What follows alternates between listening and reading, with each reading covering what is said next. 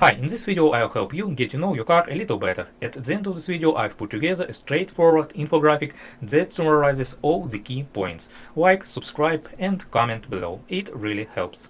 So, that dreaded check engine light pops on in your Dodge and the code reader spits out P0203. You're probably thinking, what on earth does that mean? Well, don't worry.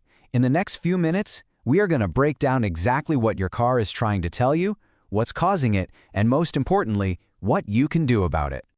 You know that feeling, right? That little amber light shows up on the dash and it's easy to feel a little bit of panic set in. But here's the thing. It's not just some random warning. Your car is sending you a very specific message, and we're about to learn how to translate it. Okay, first things first. Let's kind of reframe how we look at this light. It's not a disaster signal. Think of it more as a conversation starter from your engine. Right. So instead of a panic button, it's just your car basically raising its hand and saying, hey, can you check something out for me? So let's learn its language and figure out what it needs. All right, let's get right to the heart of it. You've plugged in that code reader, and it gives you this cryptic message, P0203. I know, it sounds super technical, but I promise, once we decode this thing, it's actually surprisingly straightforward. So here it is, the official, by-the-book definition.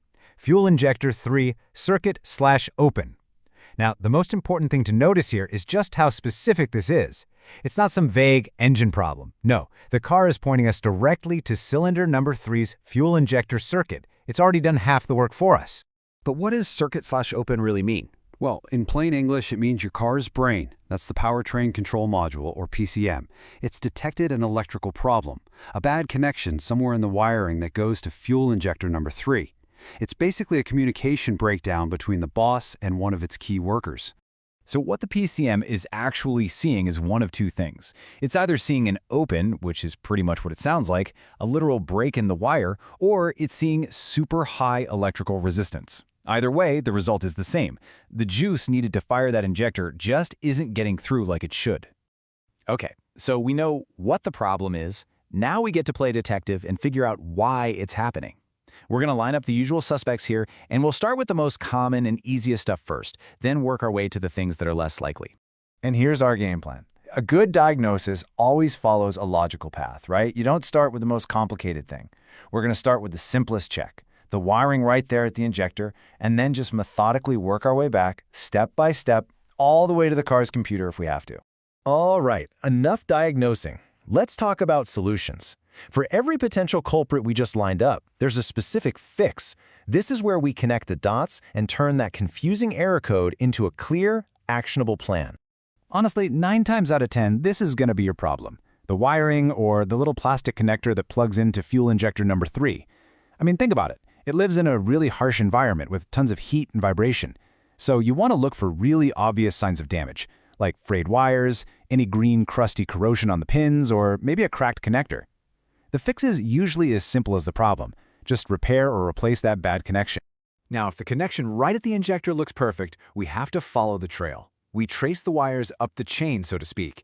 The problem could be a little further back in a related circuit, like something called the ASD relay, which is basically the main power switch for the injectors. This just means you got to carefully inspect the wiring loom for any hidden damage. Of course, sometimes the wiring is perfectly fine and the issue is the part itself.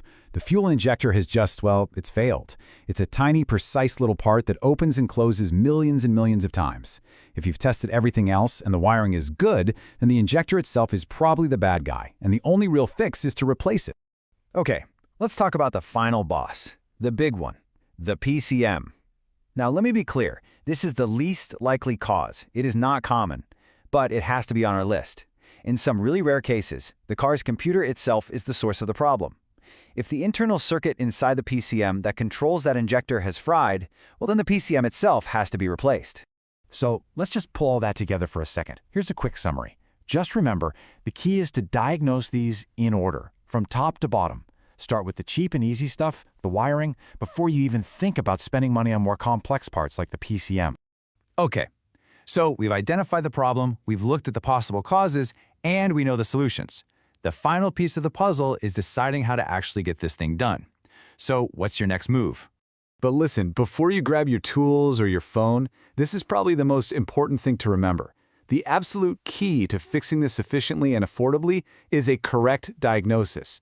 Just guessing and throwing parts at the problem will almost always cost you way more time and money in the long run. And that leads us to the big question, right?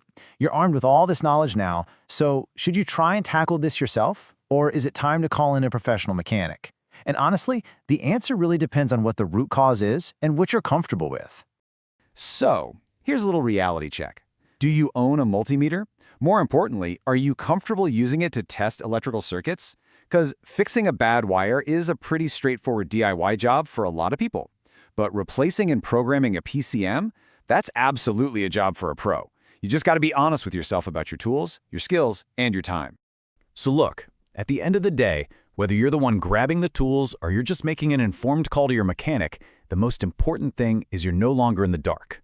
That check engine light isn't some scary mystery anymore. You understand what your car is trying to say, and that knowledge, that is the real key to getting it fixed right and getting back on the road with confidence.